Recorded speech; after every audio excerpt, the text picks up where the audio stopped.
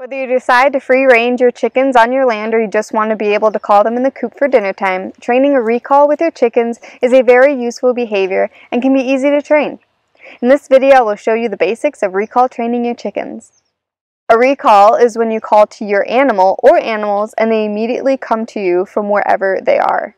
You can use anything you want as a recall, like a whistle, a bell, shaking their food, or even your voice.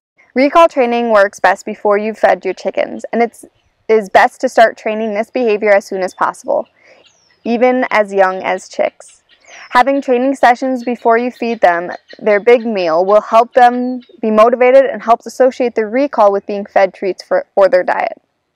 Once your chicks are walking and standing strongly, you can start recall training from a little bit of a distance, ideally within a fenced area or outside. This prevents your chickens from filling up from your session and refusing to go home or wandering off. Having your chickens eat from your hand is not essential but can be useful. Check out our first video on how to train cuddly chickens for an overview of feeding from hands. Next, you want to choose the food that they value and only get for these occasions. Here at ABI, we use chicken scratch. Other acceptable treats are mealworms and even veggies and fruit. Decide what you want your cue to be before you begin training. We use a plastic bottle filled with rocks that we shake repeatedly to call our chickens home. There are tons of options for this auditory cue, like a whistle, bell, your voice, or whatever works best for you. We want the cue to be as consistent as possible, so if you want to use a call like chickens, remember to keep it consistent. Begin with feeding your chickens treats as you are giving the desired cue. For example, shaking a shaker, a bell, or whistle. This is introducing the cue and is pairing the cue with treats. You can then slowly start to give the cue just before you give them the treats or their food. Soon you can give the cue, shaking or whistle, and drop the food. Once you have a few sessions like this under your belt, you can then walk away from your chickens a little, give the cue, and drop the food.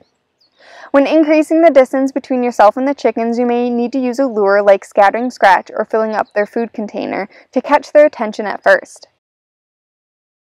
Once your chickens are coming to you when given the cue from short distances, you can then increase the distance and then wait till the chickens are near you to give them the treats.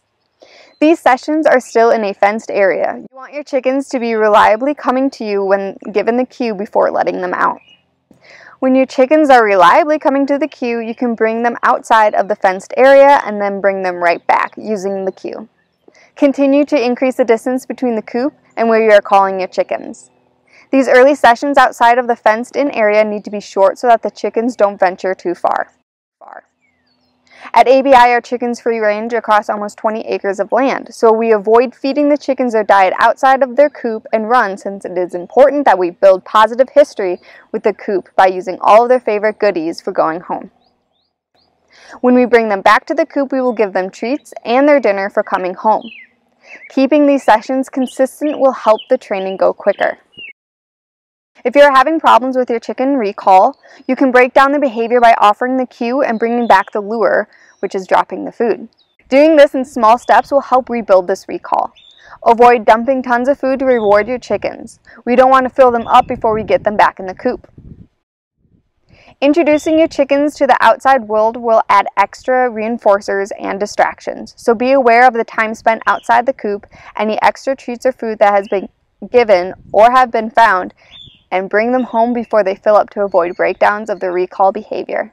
Great work, everyone. Stay tuned for our next video.